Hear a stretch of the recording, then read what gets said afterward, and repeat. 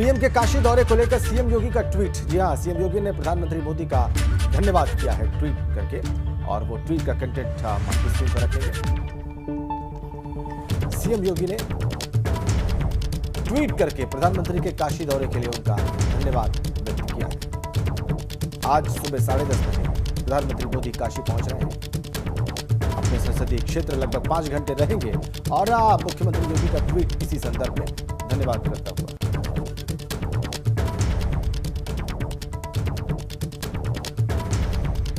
तो सीएम योगी ने ट्वीट किया है और कहा है कि बाबा विश्वनाथ की नगरी काशी में आज आदरणीय पीएम जी के द्वारा सड़क, जल परिवहन, शिक्षा, स्वास्थ्य, पर्यटन आदि से जुड़ी लगभग 1500 करोड़ से अधिक की परियोजनाओं का लोकार्पण व शिलान्यास होगा।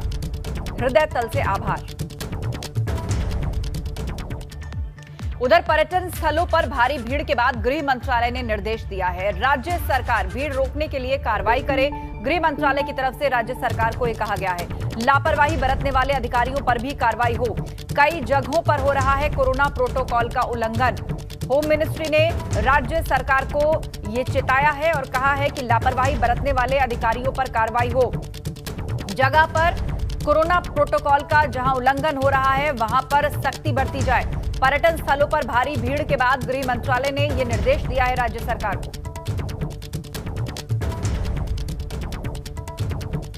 और एक और बड़ी खबर लखनऊ से, बीजेपी पदाधिकारियों की आज बड़ी बैठक है।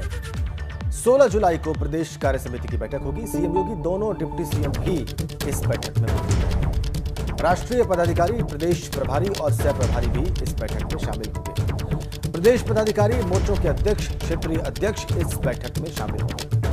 बड़ी बैठक बीजेपी की मुख्यमंत्री, दोनों उप मुख्यमंत्री, राष्ट्रीय पदाधिकारी, प्रदेश प्रभारी और सह प्रभारी इस बैठक में शामिल होंगे।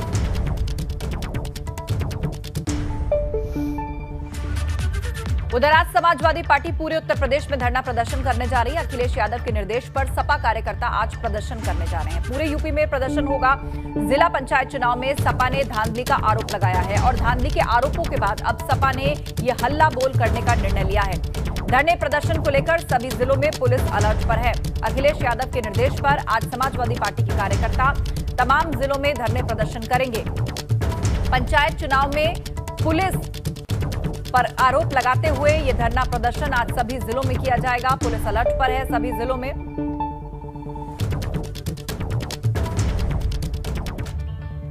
अगली बड़ी खबर वाराणसी से, सपा कार्यकर्ताओं को वहां पर नजरबंद कर दिया गया है।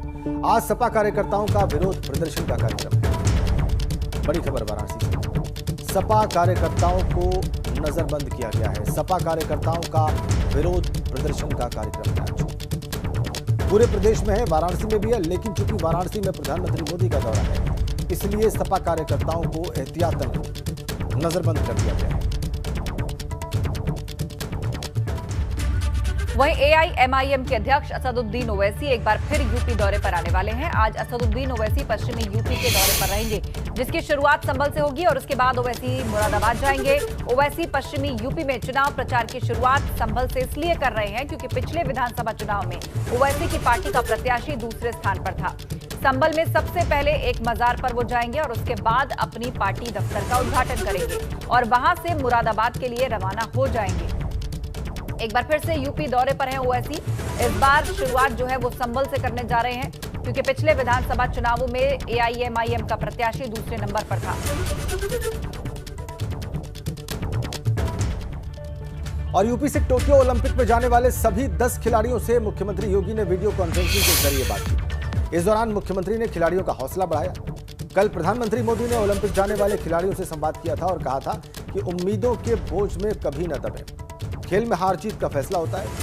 आपको बताएं कि टोक्यो ओलंपिक 23 जुलाई को शुरू होगा और 8 अगस्त को समाप्त होगा।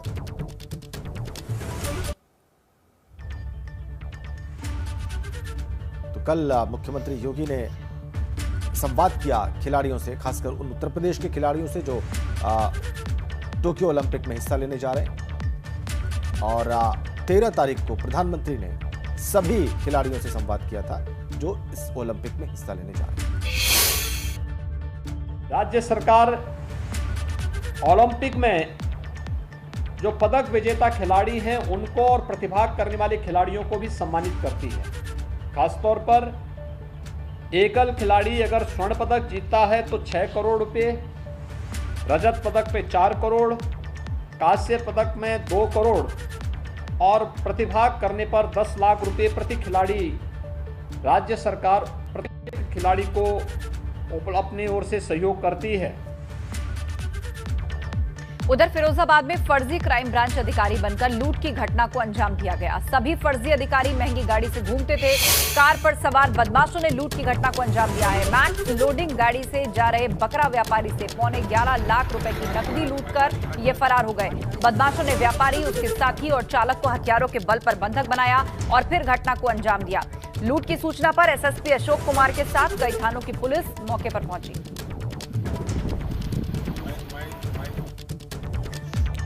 अगली खबर महाराजगंज से है। पुलिस और बदमाशों के बीच वहां पर मुठभेड़ हो गई है। पुलिस की फायरिंग में एक बदमाश जख्मी बताया जा रहा है। 2 बदमाश अंधेरे का फायदा उठाकर जंगल में छिप गए। 5 थानों की पुलिस जंगल में कॉम्बिंग कर रही है। पकड़े गए बदमाश, उनमें से कई बदमाशों पर मुकदमे दर्ज हैं और हिस्ट्री शीटर। 2 बदमाश अंधेरे का फायदा उठाकर जंगल में छिपे हैं। इनकी तलाश के लिए पुलिस वहां पर कॉम्बिंग ऑपरेशन चला रही है और 5 थानों की पुलिस इस काम में लगी हुई है। उधर बलिया जिला जेल में कैदियों ने बवाल कर दिया है। पीएसी और भारी पुलिस फोर्स के साथ जिले के आलाधिकारी पहुंचे। जिला कारागार में मौजूद है। जिले के आलाधिकारी कर रहे हैं जेल के अंदर बवाल की जांच। तो बलिया जिला जेल में जो बवाल हुआ, मौके पर पीएसी समेत भारी पुलिस फोर्स तैनात है। डीएम, एसपी समेत कई अधिकारी जिला जेल में मौजूद हैं। कैदियों ने जो बवाल किया उसकी जांच की जा रही है। आखिर क्या वजह है, क्यों यहां पर इस तरह हंगामा हुआ है। तो बलिया जिला जेल में सनसनीखेज तरीके से बवाल हुआ, जिसके बाद तमाम आलाधिकारी और फोर्स कारागार में है और जांच की जा रही है मामले की।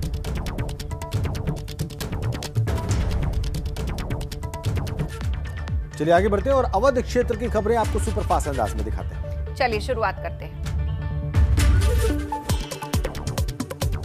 प्रतापगढ़ में दबंगों ने बोला हमला, जमकर की फायरिंग और बमबाजी। फायरिंग में 3 लोग घायल। पुरानी रंजिश के चलते दबंगों ने वारदात को अंजाम दिया। सूचना पर पहुंची पुलिस मामले की जांच में जुटी। रानीगंज के बभनमई की घटना।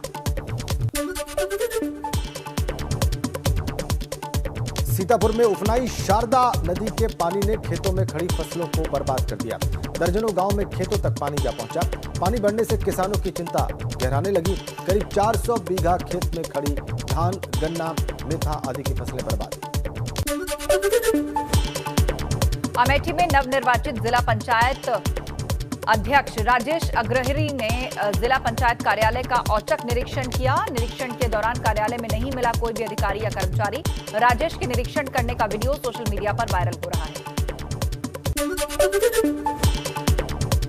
इधर सुल्तानपुर में 1000 रिश्वत लेते कर्मचारी कैमरे में कैद। फिलहाल अधिकारी जांच में पुष्टि होने पर कार्रवाई की बात करें। प्रयागराज में खाने के पैसे मांगने पर पुलिस ने होटल स्टाफ को पीटा। होटल के अंदर बाहर लगे सीसीटीवी कैमरे में पूरी घटना कैद हो गई है। सीसीटीवी फुटेज सामने आने के बाद सीओ सिविल लाइंस को जांच दी गई है। हरदोई में संदिग्ध परिस्थितियों में घर के चबूतरे पर एक युवक का शव मिला है। शव की अब तक शिनाख्त नहीं हो पाई है। सूचना मिलने पर पुलिस मौके पर पहुंची और शव को कब्जे में लेकर अपनी कार्रवाई शुरू कर दी। बुलेटिन में आगे बढ़ते हैं। अगली खबर आपके सामने रखते हैं। अलकायदा समर्थित आतंकवादियों के 3 मददगार गिरफ्तार किए गए हैं। आतंकियों के तीनों मददगारों की कोर्ट में पेशी हुई है। अब तक 5 लोगों की गिरफ्तारी हो चुकी है। उत्तर प्रदेश के आतंकवाद विरोधी दस्ते यानी एटीएस ने अंसार गजवतुल हिंद समर्थित 2 कथित आतंकवादियों की मदद करने के आरोप में 3 और लोगों को गिरफ्तार किया है। इन्हें आज कोर्ट में पेश किया जाएगा। अब तक इस मामले में कुल 5 लोग गिरफ्तार हो चुके हैं।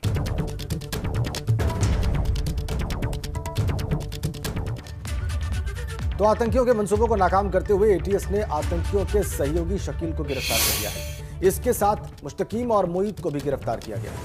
अलकायदा के आतंकियों को असलहा मुहैया कराने शकील की उसमें बड़ी भूमिका रही है। उसने चमनगंज निवासी शख्स से सौदा कराया और पिस्तौल के साथ 3 चाकू दिलाए। आतंकियों ने इसके लिए एक मुश्त रकम भी चुकाई थी। यह खुलासा एटीएस की जांच में हुआ है। पिछले कई दिनों से शकील एटीएस की हिरासत में है और उससे पूछताछ की जा रही है।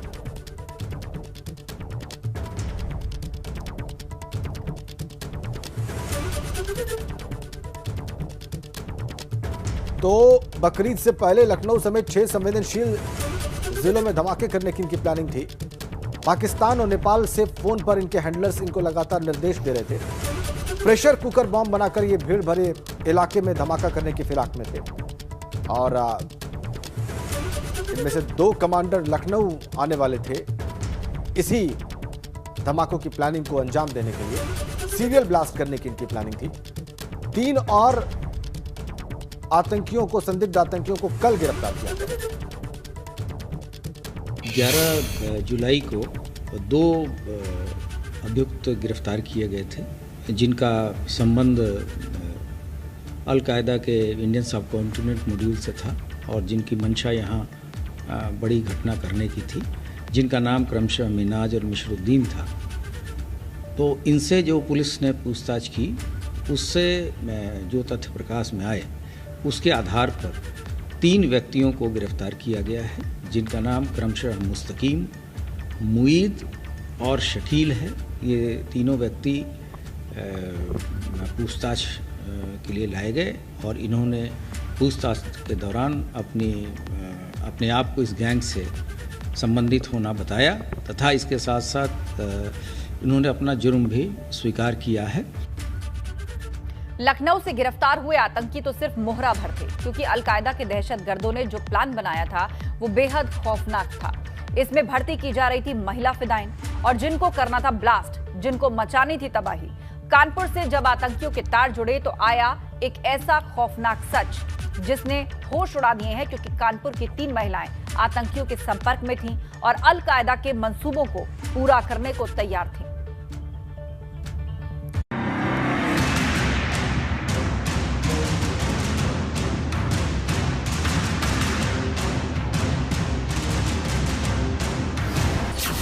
आतंकियों के मंसूबे थे हाहाकारी, महिलाओं को मानव बम बनाने की थी तैयारी। अल-कायदा के आतंकवादियों के कानपुर कनेक्शन के बीच एक नई जानकारी आई है, जो हमारे सूत्र एटीएस में है। वो बता रहे हैं कि पनकी गंगागंज इलाके की 3 महिलाएं आतंकियों के संपर्क में थीं और लगातार 1 महीने से उनसे बातचीत की जा रही थी। पनकी गंगागंज इलाके में ही हम मौजूद हैं और यहाँ के जो लोग हैं ये बता रहे हैं कि सुबह इन्होंने 3-4 बोलेरो गाड़ियाँ भोर में देखी हैं यहाँ से निकलते हुए। दरअसल एटीएस की टीम यहाँ पर पहुँची थी, जो सूत्र हमारे बता रहे हैं। उन्होंने उन महिलाओं की सर्च उनको करनी थी जो आतंकियों के संगठन में पिछले 1 महीने से थीं। ये महिलाएं गंगागंज की झोपड़पट्टी में रहती हैं, ऐसा बताया जा रहा है। और एटीएस के पहुंचने से पहले ही गैंग की महिलाएं फरार हो गई थी। दरअसल जब लखनऊ में आतंकियों की गिरफ्तारी हुई थी तो उसके बाद से ही इनके नंबर बंद जा रहे थे और फरार हो गई हैं ये महिलाएं, ऐसा बताया जा रहा है। तीनों महिलाओं को मानव बम बनाने की बात बताई जा रही है। साथ ही सूत्रों से पता चला है कि पिछले 1 महीने से पनकी की 3 महिलाएं लगातार आतंकियों से बात कर रही थी। यही नहीं, बताया जा रहा है कि तीनों महिलाओं से मिल चुका था उमर हलमंडी। महिलाओं को मानव बम बनाने की हो रही थी तैयारी। एटीएस की रडार पर पनकी की महिलाएं एटीएस के पहुंचने से पहले फरार हो गई महिलाएं। दरअसल पूछताछ के दौरान जैसे ही एटीएस को कानपुर के पनकी का कनेक्शन मिला, एटीएस सक्रिय हो गई और फिर पनकी के गंगागंज इलाके में सुबह दबिश दी गई, लेकिन संदिग्ध महिलाएं पहले ही फरार हो चुकी थी। सुबह वही होगा, सुबह का टाइम, भोर का 4-5 बजे के बीच का। कौन सी गाड़ियाँ निकली थी? बोलेरो थी। अच्छा। क्या पुलिस थी उसमें? अब ये तो जानकारी उसमें लिखा तो था नहीं कि पुलिस। हाँ। व्हाइट कलर बोलेरो थी, 2-3 गाड़ियाँ, 4 गाड़ियाँ जो भी।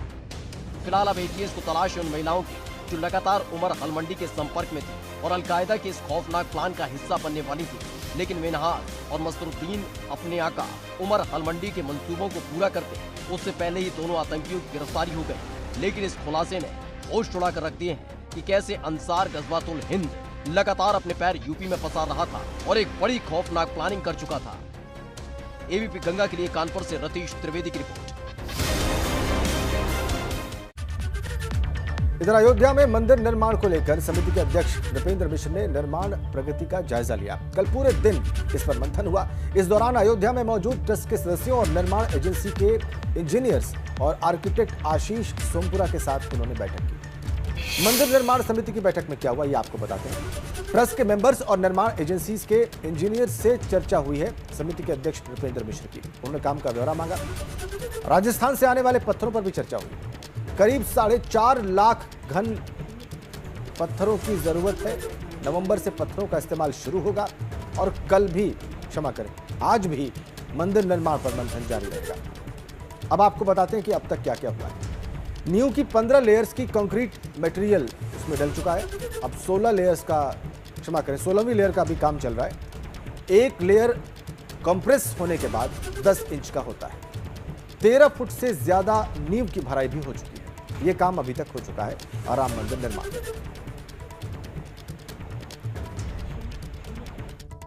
15 लेयर पूरा हो गया, 16वां चल रहा है। पत्थर कब इस्तेमाल किया जाएगा? पत्थर अभी नवंबर के बाद, नवंबर से पत्थर का काम शुरू होगा। पढ़ाई कब तक पूरी हो जाएगी सर? लास्ट बार ये मुझे लगता है कि अभी अक्टूबर तक, सितंबर लास्ट या अक्टूबर फर्स्ट में पूरा होगा। चलिए आगे बढ़ते हैं, आपको दिखाते हैं पश्चिमी यूपी की खबरें सुपरफास्ट में। चलिए शुरुआत करते हैं। आगरा में डॉक्टर उमाकांत के लापता होने का मामला, पुलिस ने दर्ज किया अपहरण का मुकदमा। डॉक्टर की कार धौलपुर से बरामद हुई। पुलिस ने देर रात डॉक्टर को छुड़ाया।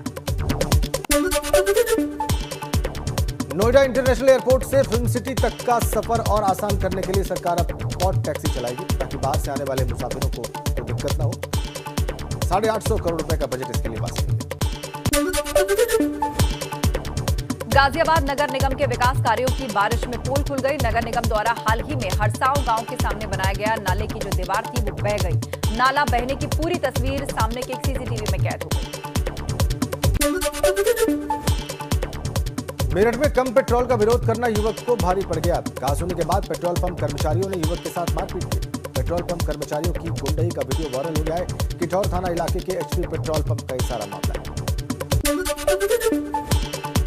बिजनौर में सोशल मीडिया पर महिला की पिटाई का वीडियो वायरल हो रहा है। पड़ोसी दबंगों ने महिला की सरेआम पिटाई की। तमाशबीन बने पड़ोसियों ने महिला को नहीं छोड़ाया। अमरोहा में एक वीडियो वायरल हो रहा है। इसमें बाइक पर बैठे युवक को कुछ दबंग लाठी डंडों से पीट रहे हैं।